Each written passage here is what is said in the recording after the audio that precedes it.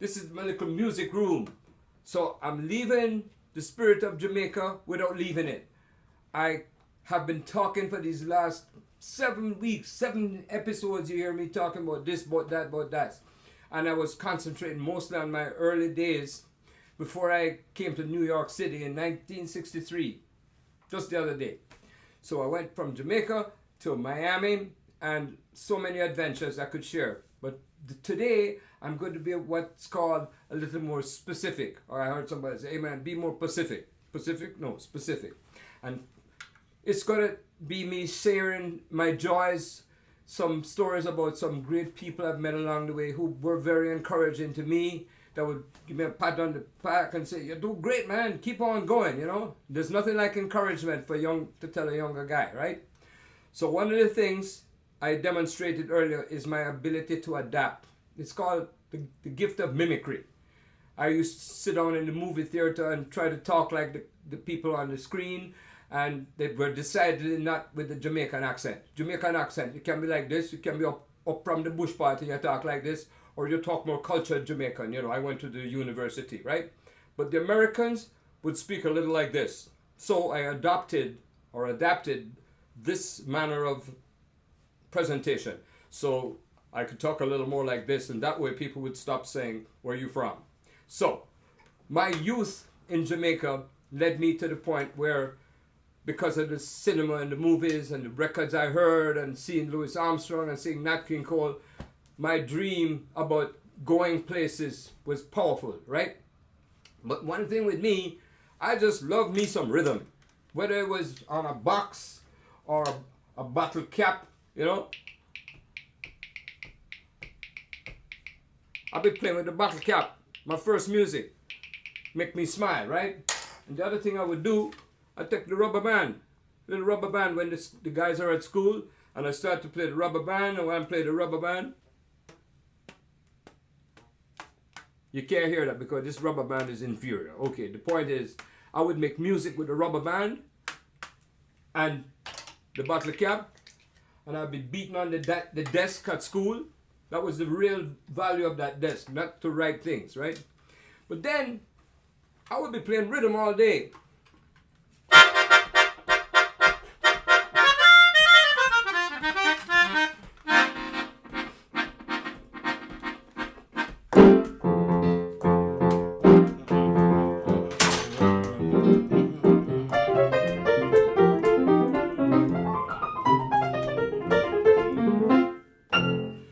Piano, rhythm, melodica, accordion.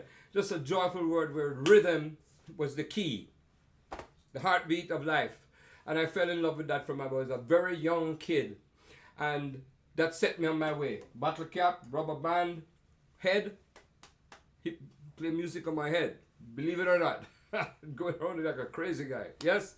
So they start calling me Monty, the mad guy. The mad guy is always singing, playing music. And this is from very young. So, coming to New York, I started to be a little more like this. So when they spoke to me, I had a little more culture, you know. I didn't want to seem like a guy from the backwoods. So, as I continue in this dissertation, I'm going to share my Monty in America. Monty in America. What's your name, kid? Monty Alexander. The T in Monty is like the T in water. Americans don't say water. The British people say water.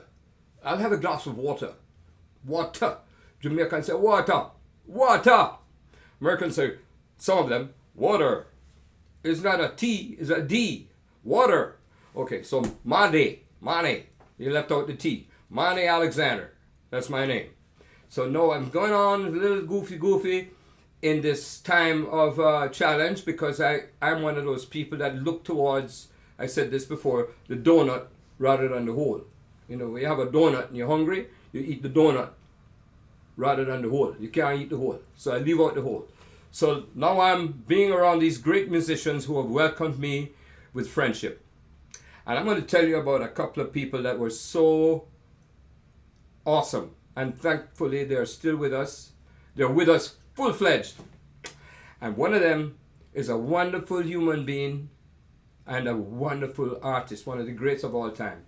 Mr. Antonio Benedetto, known to everybody as Tony Bennett. Tony Bennett. Yeah, he left his heart in San Francisco.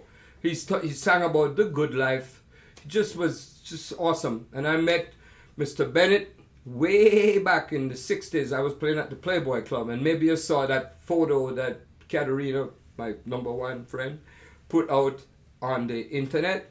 It shows me playing the piano, and there's Tony right over me singing, and there's a wonderful singer people almost have forgotten about. Her name was Damita Jo. Damita Jo sang like, she was like another Ella, really. And that photo is there. You may have seen it. Then through the years, I would see Tony from time to time, and he was always this man with this beautiful smile and welcome. And then you heard his music. And I'll tell you the truth, almost every time I would hear Tony sing, I would go to tears, because the music is so heart-wrenching, especially on those ballads, you know. So Tony Bennett, to me, was one of the great, great artists that was inspiring. Now, people always have these discussions about who is jazz. No, I don't know if I'm jazz. I just like to play music, enjoy the notes that I play little songs that give me a joyful feeling. And if I want to go for the crazy feeling, then I go for the crazy feeling. I just play it.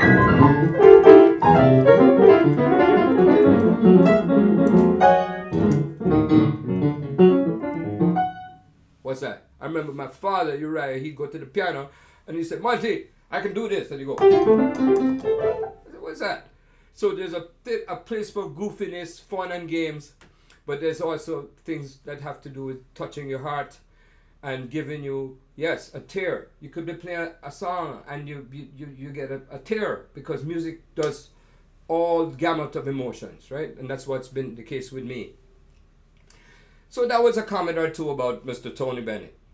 And I was at the Playboy when he came in, and he said, and when I was there was a combo, myself and a guitarist, another great musician that may have been forgotten by too many people. His name was Les Spann. He was, I think you remember, Chattanooga, Tennessee. Les Spann. And we'd be swinging every night, just a trio. Myself, Les, and sometimes wonderful bassist Jamil Nasser, or Major Holly, or Bob Crenshaw. Would be swinging. And then one night, who walks in to come and visit him? His good friend, a man from Indianapolis. His name was Wes Montgomery.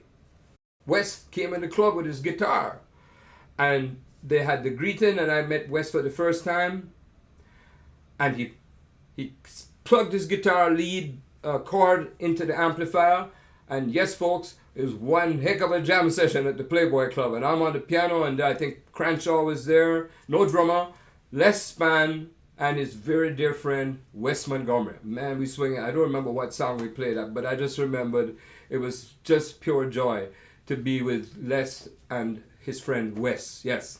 And then later on, I actually played with Wes at the Half Note here in New York, because Wynton Kelly, a fellow Jamaican in terms of connection. His mother and father were from Jamaica, but he grew up in Brooklyn. But he was still Jamaican, you know, and I met Wynton, and he invited me to sit in with Wes at the Half Note. It's a jazz club in New York. It was thriving back in the 60s and the 70s. They opened up another club midtown on 54th Street, I think.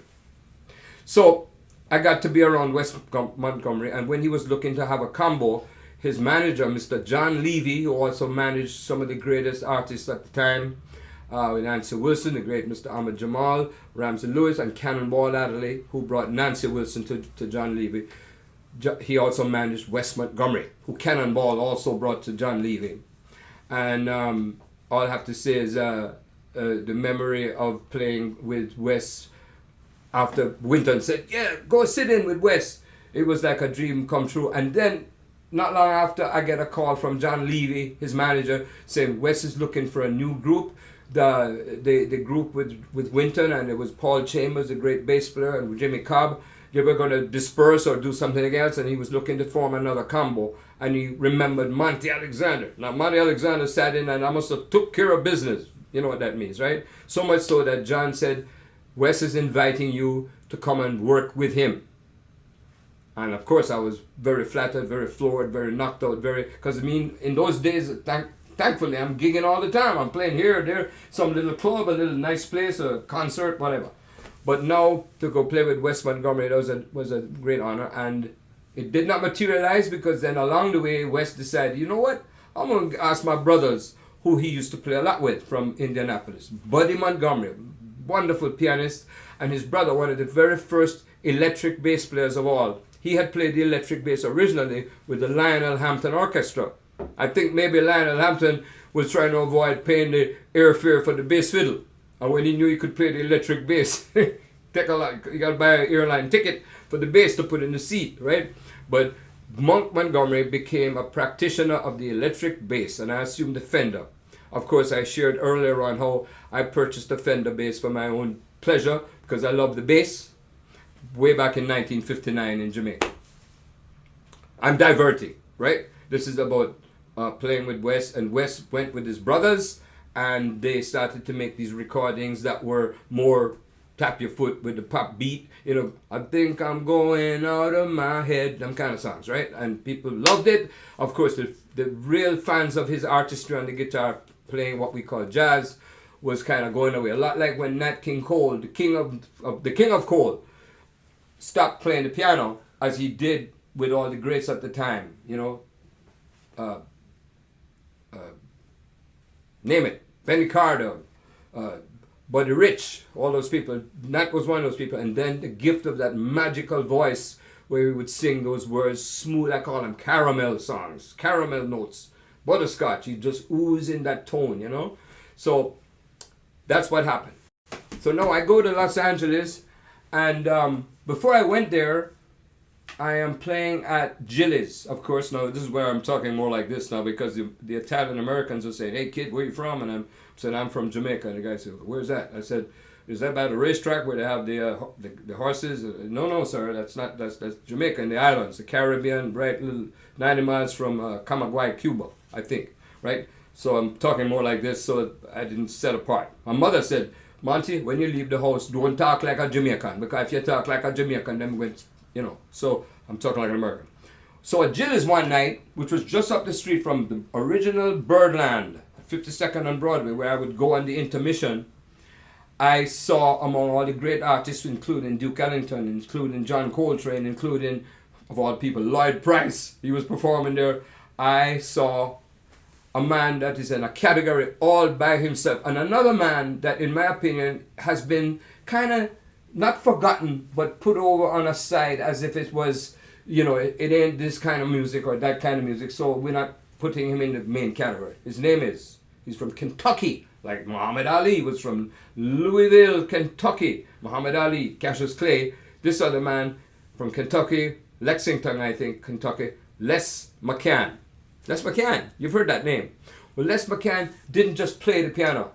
He took this music to another place. It was simple, simplistic, straight to the point, to the groove. It came that when he hit the notes on the piano, you could feel the pulsation of a celebration of life.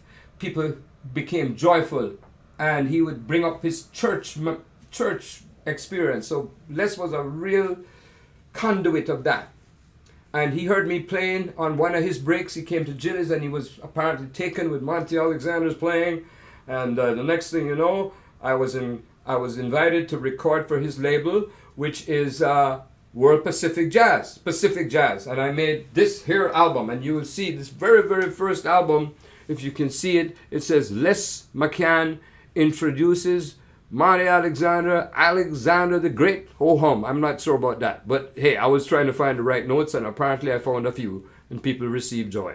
So, Les McCann, I just want to tell you about this guy.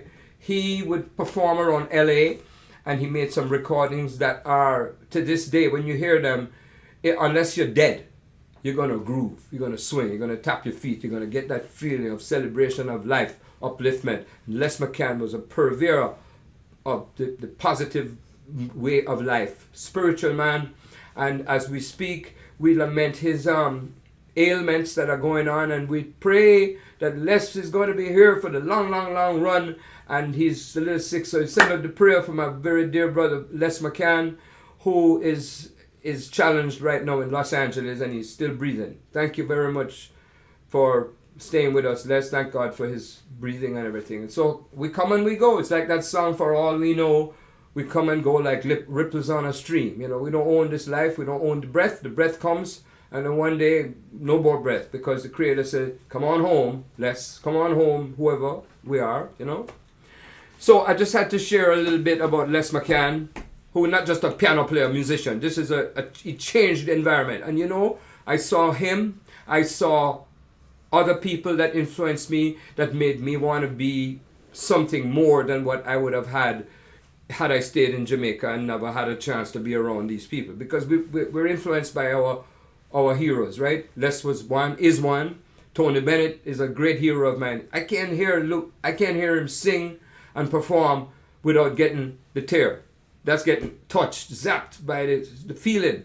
Because this thing is about a feeling as well as a knowledge. You can have all the knowledge in the world, but if the knowledge that you studied on a piece of paper that Professor Brown or Dr. Jones told you at some college, if you don't know about how to tap into the feeling of that place that says this is good, it's not going to go to that other place. And somehow with me, I got tapped into the feeling of music. Because when I play music, I'm not thinking the notes, I'm not thinking the book, I'm not thinking what somebody told me. In fact, maybe a couple of people said things that I said, very, very, very important to think about. My whole teaching was watching people and listening to great recordings and being inspired. And that word inspired means the spirit within. So for me, this music, whether I'm playing some little silly, it's like fun and games.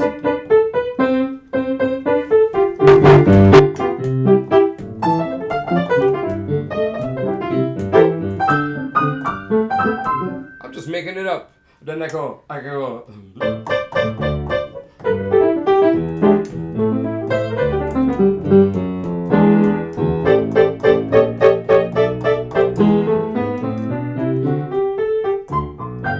Yeah, I missed a few notes. So, Les McCann, Tony Bennett, two people, West Montgomery. I just told you a little bit about these men and the fact that they offered me their kindness, their friendship, their encouragement, and I was so blessed to be getting from these people.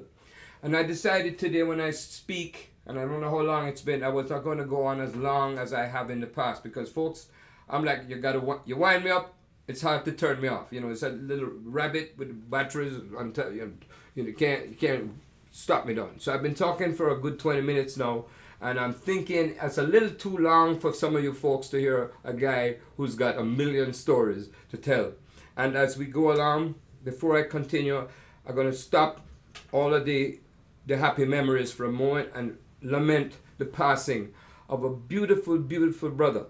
And he would play with me. You know, some of you might know that as I pay homage to my upbringing, my heritage as a young man from Jamaica, yes, as Jamaican as they come, you know, I came to America and I found myself among the great musicians, and I played jazz with Dizzy Gillespie and Sonny Rollins, and I played behind Mr. Sinatra, Mr. Bennett. I recorded with Tony Bennett on his Christmas album. He said to me, I want you to play on my record. I said, I don't read, Tony. And he said, you don't have to read, you can, Christmas songs. And recorded a swinging Christmas album, playing the Christmas songs with the Count Basie Orchestra. And he said, I want you to play like Count Basie. And I did. I think I did. Everybody was happy about it. But I want to turn the page now and tell you that a dear friend, a dear brother, was taken from us. We're waiting to find out how, why, what. But I'm sharing the sad loss of Mr. Earl Appleton, a brother from Jamaica who grew up in the United Kingdom. A very beloved guy. When he played the keyboards in my combo, the Harlem Kingston Express, every time he played a little note or a little inflection or a little idea, it was like, wow, where did that come from? It was a dream that came from Earl's heart that would add to the music we were playing. So I take time out to say, we love you, Earl, and sad that you have been taken from us by something, and God bless his spirit. Yes, Earl Appleton, a beloved brother who played music in my little band. Yeah. So goodbye, sad goodbye. Next week I'm going to tell you a lot about Ernest Ranglin. Me and Mr. Ernest Ranglin, my dear, dear friend, Ernest Ranglin. I'm going to talk about Ernie, one of the greatest musicians that ever picked up a guitar. And I mean it, because I played with a whole lot of these men. When George Benson, my friend, heard Ernie on a recording with me, he asked me, man, who's that cat? Who's that cat? He said, I can't, wow, man, you know, and Ernie met George, and they became like beautiful friends. And in fact, I remember this generous man known as, whose name is George Benson. George gave him one of the guitars he had in his possession. And anyhow, Ernie's with us, and we made some wonderful music together. And then also, I'm going to tell you about these two men who became like a very, very significant part of my existence. I met them through serendipity. It was all beautiful. John Clayton, one of the great princes among men. John Clayton, you see the little guy in the middle, that's none other than Monty Alexander. And on the other side is none other than a man from Richmond, Indiana. Boy, he can play them drums. This is like, man, his name is Jeffrey Hamilton. And Jeff can talk like this if he wants, but he's really a down-home dude, you know? So there's Monty with John and Jeff, and we made a whole lot of music that was, believe it, indescribably awesome. I hear the recordings today, and I can't believe it, because there was a time I was playing piano. It made me think I was Muhammad Ali while he was knocking everybody out during those years. Okay. Ernie and Clayton and Hamilton next week. Jeff is watching. Jeff is watching. Hey, Jeffrey. Peace and love. Keep swinging. And keep it going. It's an excellent impression. Oh, very good. I know what to do when it comes to that sort of thing. You know, I can talk like that too. A little bit like, I don't know, Rory Calhoun or somebody. But anyhow, there's a young lady in this room with me. She's about beauty, love, positive. And before I invite her, I just want to share with you on June, we're coming sometime soon. Coming soon. I'm going to be talking with a wonderful host about jazz in the movies, jazz on film. It's going to be on Turner Classic Movies. There are all these great films that I saw growing up in Jamaica and then in America that inspired me to want to be closer to this beautiful thing called music, right? All kind of music, country music, blues music, cowboy music. And I saw these films, and I'm going to be talking with a great host about this music and the films, right? So stay tuned. 2 nights. 2 nights. Monty Alexander's conversation about jazz in film. Please check us out. It will be a fine time, right? Okay. TCM. And now I'm going to introduce to you all a very special person in my life. She's a she, a wonderful she. Speaking of films. Speaking about films, I'm going to introduce you all to the one and only Miss Caterina Maria Zapponi, whose dad was the scriptwriter for Mr. Federico Fellini, the great Italian film director. She grew up with all the movie people in Italy. Once in a while, I say, tell me more about Marcello and so on, and she will. And today, she's going to join me for a moment or two. Please join us in front of the camera. Caterina, you want to sit here? Hi, I can sit here or there? Here. Okay, you're over there. Behind the piano player. Hi, everybody.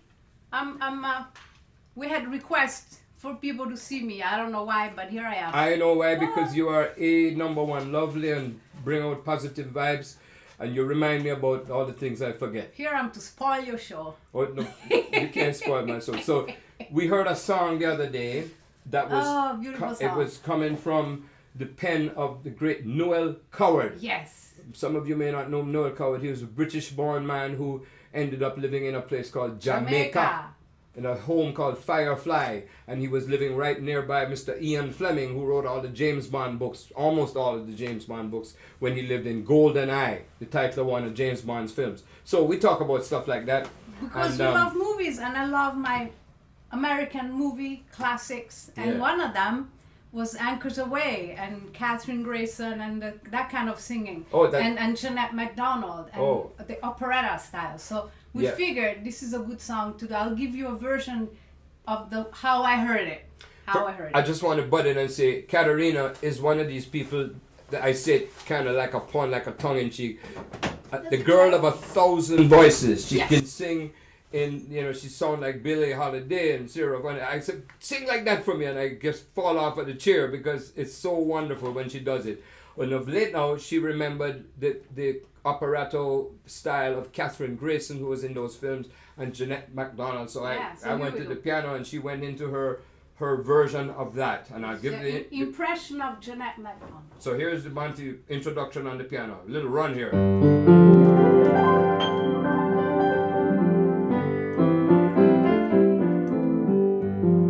Out of tune piano and I'll see you again whenever spring breaks through again. Time may lie heavy between, but what has been is past forgetting. This sweet memory across the years will come to me. Though my world may go awry, in my heart will always lie just the echo of a sigh. Goodbye. This is for all the operetta lovers. Hope you appreciated it. This is the other version. I'll see you again whenever spring breaks through again.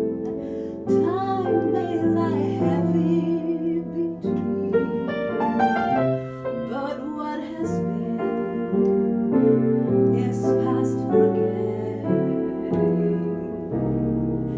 This sweet memory across the years will come to me.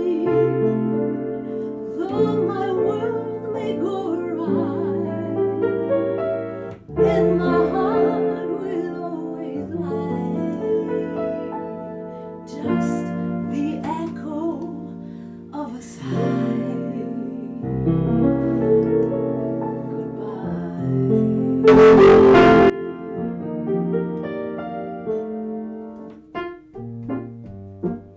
I'll leave you with a up song. In Francais, the French. We can't leave Chartrenet out of this. J'ai ta main dans ma main, je joue avec tes doigts.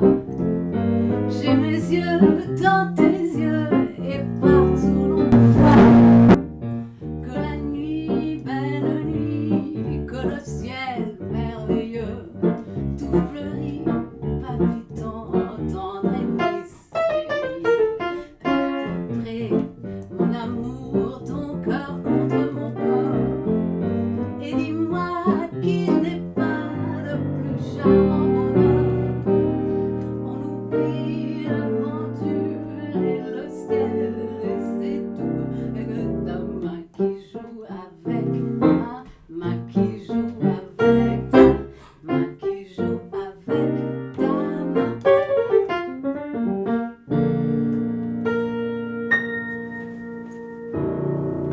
Wait a minute. That's my part. Hey, That's it. I'll leave you alone. is that it? That's it. Okay, no more songs. I was gonna say. I hope you can hear. I hope actually you can't hear. I don't know. Well, that's Katerina. A couple of songs for you all folks, and I'll just can say a little Jamaican song. This is called Jamento. And see, Monty wrote a song that goes like this. It's called Jamento.